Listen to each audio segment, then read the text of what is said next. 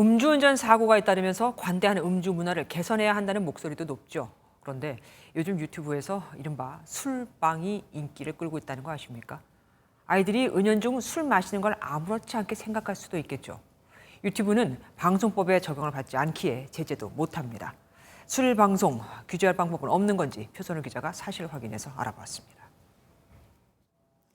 올렸다 하면 100만 뷰는 가뿐히 뛰어넘는 유튜브 대세 콘텐츠 술방.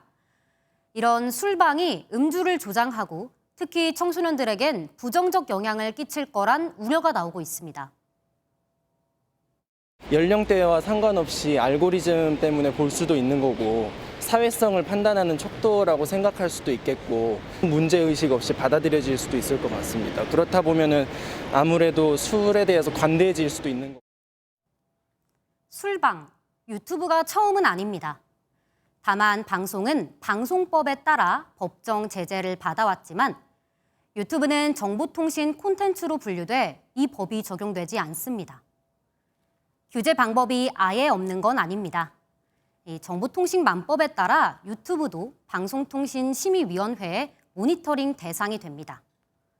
하지만 술, 담배 판매처럼 불법 행위만 단속될 뿐 음주 장면 자체는 관련 기준이 없습니다. 이렇다 보니 복지부가 미디어 음주 가이드라인을 따로 만들기는 했는데요.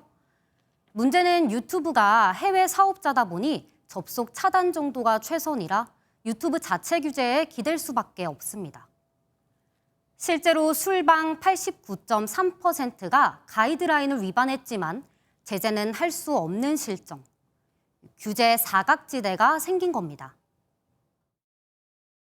음주에 의존해가지고 사회적 관계나 대화하는 것을 당연시하는 술을 매개로 한 그런 컨텐츠는 이제 좀 수준 낮은 컨텐츠로 좀 보여줘야 됩니다. 규제 회색지대 속 퍼져가는 술방의 영향력은 물론 사회적으로 음주 콘텐츠를 바라보는 시선도 돌아봐야 할 때입니다. 사실 확인 표선우입니다. 안녕하세요. 김주하입니다. 공정하고 신속한 MBN 뉴스, 유튜브를 통해서도 만나보실 수 있습니다. 특히 더 많은 뉴스와 라이브를 보고 싶으시다면 오른쪽을 눌러서 구독하시면 됩니다. 어렵지 않죠? 빠르고 정확한 뉴스로 계속 찾아뵙겠습니다. MBN 뉴스를 시청해주신 여러분 고맙습니다.